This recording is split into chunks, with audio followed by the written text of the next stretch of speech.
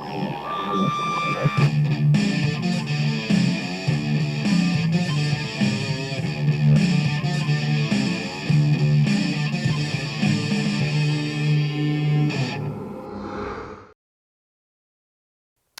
woke up at noon, early for me. It felt like Gene Hoglan was playing the greatest drum solo of his life on my brain. I was all out a monster, but luckily I had plenty of gummy bears to take the edge off. I shook my head, trying to clear those tarantula webs. I was grasping, trying to remember what I did the night before. Then it hit me like sweet chin music. I must have passed out preparing for noir night. I am your cousin Bobby, and tonight we're watching the Orson Welles directed classic, The Stranger.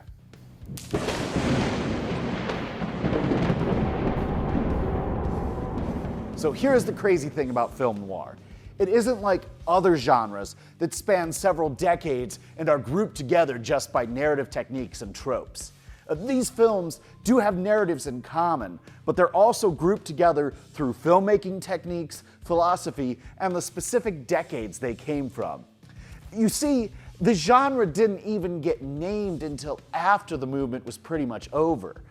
These films are generally considered to come from the 40s and 50s, and none of the filmmakers at the time really recognized themselves as making a type of film outside of crime films. It isn't until the 60s and 70s when the critics and filmmakers who loved them started pointing out the characteristics they all shared. So, what makes a film noir? Just like you read about. Soft lights, sweet music, rain. Okay, so, for the most part, they were crime films and would often have someone outside the law as the protagonist. Though not everyone had this. Take tonight's film, for example. It stars Edward G. Robinson as a Nazi hunter working for the United Nations War Crimes Commission. These films were generally bleak, with a pessimistic and nihilistic worldview, except for the ones that had happy endings. They were usually black and white and used low-key lighting that would create dramatic shadows, except for the few that were shot in color. They would also often shoot their night scenes on location and at night, which was not a common practice in Hollywood at the time. It's also generally considered that these films had voiceover narration, private detectives or some kind of investigator, and a femme fatale, basically a dangerous woman. Didn't you hear about me, Gabe? If I'd been a ranch, they would have named me the Bar Nothing. Okay, except not all these films had voiceover. Less than a quarter of the films actually had the private detective, and a number of them didn't have women in prominent roles. So this is the problem with noir. It's kind of a loose definition, and not all critics and scholars agree on which films belong under that label. For example, there are critics who think that private eye films like The Maltese Falcon don't fit under the noir label. These people are crazy, but it's still out there. What is mostly agreed upon is the fact that these movies come from the 40s and 50s. And that's important because these decades come after we've seen 2 world wars and start heading into the Cold War. Now, these films were also influenced by German Expressionism, which itself came out of post-World War I pessimism. So many of the important filmmakers were themselves vets and German immigrants. So there was kind of this shared belief that conflict is endemic to humankind. So, if you're watching a movie from the 40s or 50s and you end up hating a good chunk of humanity afterwards, then odds are you just watched a film noir. Okay, less confused? More confused? Welcome to my daily life. I know I skipped over this movie's great director, Orson Welles, so I'll talk about him some more during the breaks. But in the meantime, strap in, grab a cold drink and a hot dame, and prepare yourselves for The Stranger.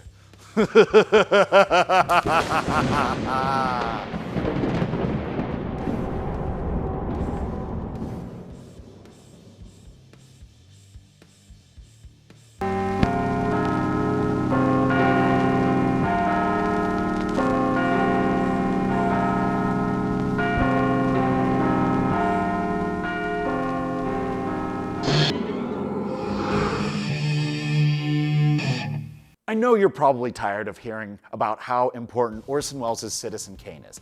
I get it. Things aren't fun when they feel like homework. But bear with me, because Orson Welles and Citizen Kane are important to the development of film noir.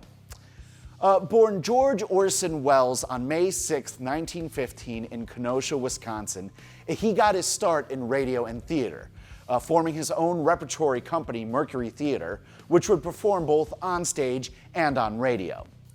He and Mercury were actually the brains behind the infamous 1938 radio production of War of the Worlds. You know, the one that was supposed to have caused a bunch of people to freak out and think aliens were actually invading, but it probably didn't actually do that at all because this is America and we like to blow things out of proportion. Anyways, so Welles had a good reputation, and Hollywood likes to snatch up anyone who can make a buck. So in 1939, RKO signed him to a 2-picture contract that gave him near total creative control. His first picture was Citizen Kane. And after the break, I'll talk about what makes that movie important to noir sensibilities in particular. We'll be right back.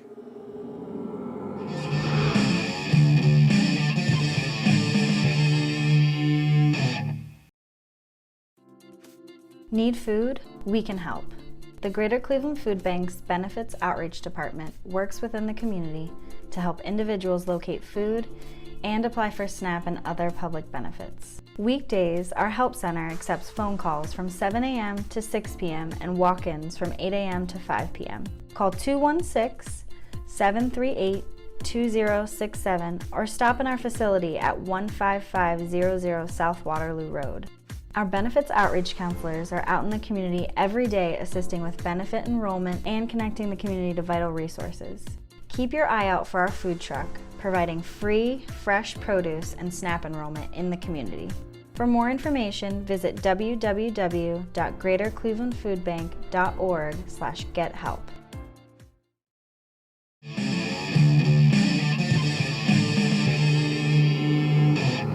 Welcome back to B-Movie Mayhem here on TV 20. So, more on Citizen Kane, which was released in 1941. The movie's narrative sees a journalist investigating the life of Charles Foster Kane and trying to determine what he meant by his final word, Rosebud. And before you say it, yes, we all know it's the sled. You're so clever for pointing out a piece of film trivia that everyone knows. So anyways, this narrative, an outsider digging into a powerful man's mystery and telling stories through flashback, was prime pulp and used in many noir films. The look of Kane itself is a link between German expressionism and noir. Welles used the kind of lighting I mentioned earlier, as well as askew angles, deep focus, and long takes. This dark look would be imitated in noir films like The Maltese Falcon, Mildred Pierce, The Killers, and Gun Crazy. Let's see how the hunt for Nazi Franz Kindler is going, and we'll be back with more at the next break.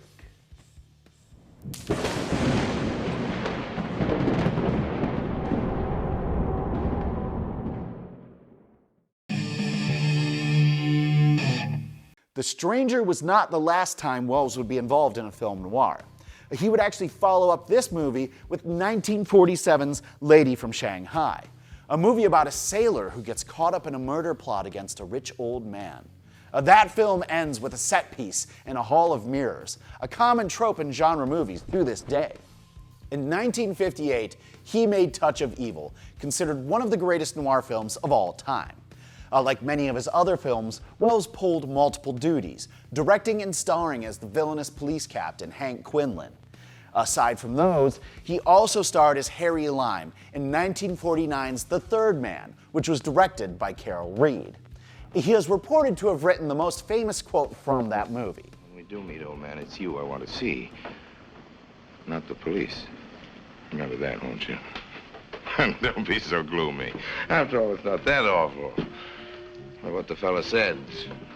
In Italy, for 30 years under the Borgias, they had warfare, terror, murder, and bloodshed, but they produced Michelangelo, Leonardo da Vinci, and the Renaissance. In Switzerland, they had brotherly love.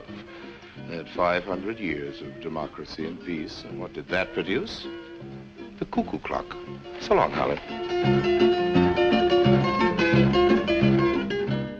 We'll be right back after this break.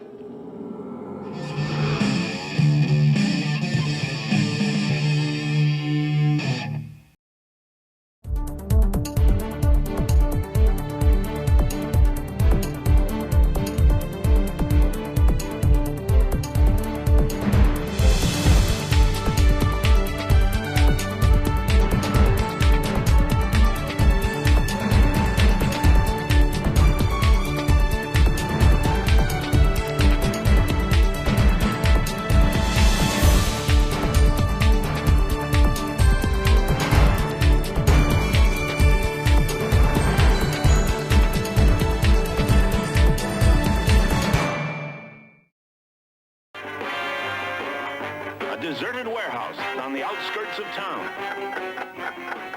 And a ticking bomb spells trouble for Batman and Robin. Holy breaking and entering. It's Batgirl. Quick, Batgirl. Untie us before it's too late. It's already too late. I've worked for you a long time, and I'm paid less than Robin. Holy discontent. Same job, same employer means equal pay for men and women. No time for jokes, Batgirl. It's no joke. It's the federal equal pay law. Holy act of Congress. Can we talk about this later? Will Batgirl save the dynamic duo? Will she get equal pay? Tune in tomorrow or contact the Wage and Hour Division listed in your phone book under the U.S. Department of Labor.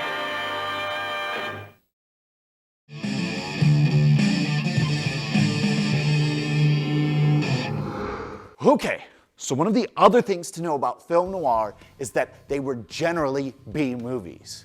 Hey, that term sounds familiar, huh?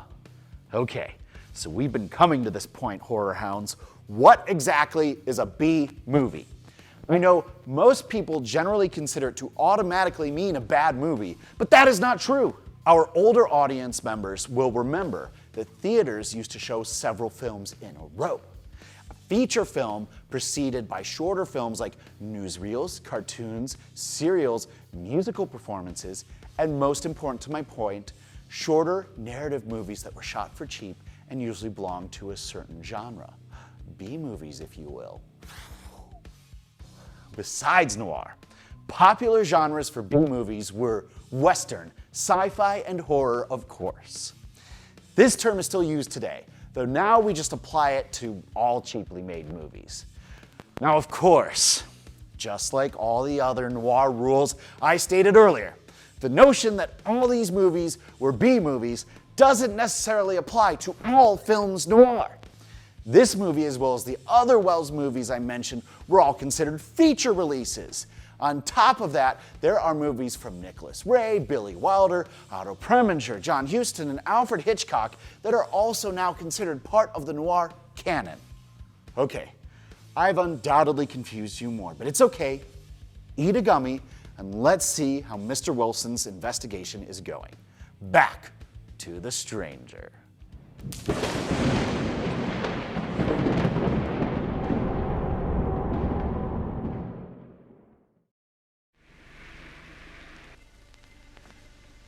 Charles,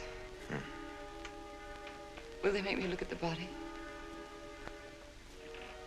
I shouldn't think so. Because I couldn't do it. I mean, I don't think I could. See, I've never seen it. You know, I really feel like this movie would be a whole lot shorter if Mr. Wilson just went into random crowds and shouted, "Franz Kindler! Hey, I got a $100 bill for Franz Kindler," and then shot everyone who looked. I see no problem with this plan. Totally foolproof. We'll be back after these messages.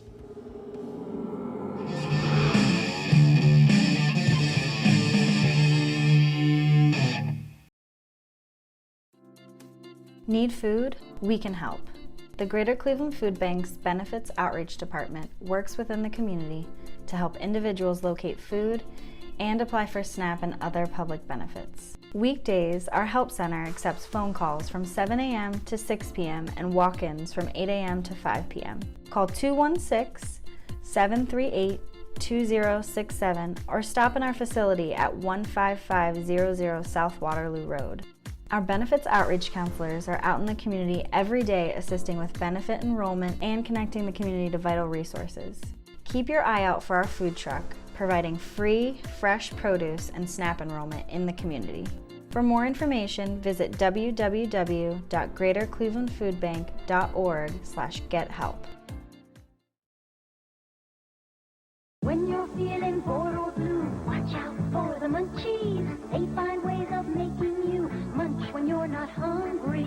Here, munch this. Here, munch that. Soon you're not just bored, you're fat. Go on out, find stuff to do, get munching off your mind. Soon you'll see you're feeling great with the munchies left behind. Watch out for the munchies. That's Jenny, but that's not Jenny's dad. If she gets into that car, that may be the last time you'll see Jenny. I'm McGruff, the crime dog. See those kids? Every day in this country, 60 kids disappear. Some run away, but a lot are kidnapped by strangers, or even by people they know. So write to McGruff and teach your kids to protect themselves. Help take a bite out of crime.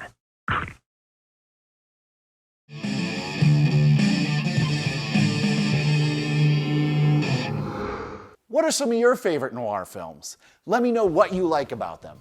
Reach out to me at cousinbobby216@gmail.com. Remember to mark your emails as okay to read in the subject line if you want me to read them on air. Is it time for former Nazi Franz Killer to finally be brought to justice? Let's check out the amazing conclusion to The Stranger.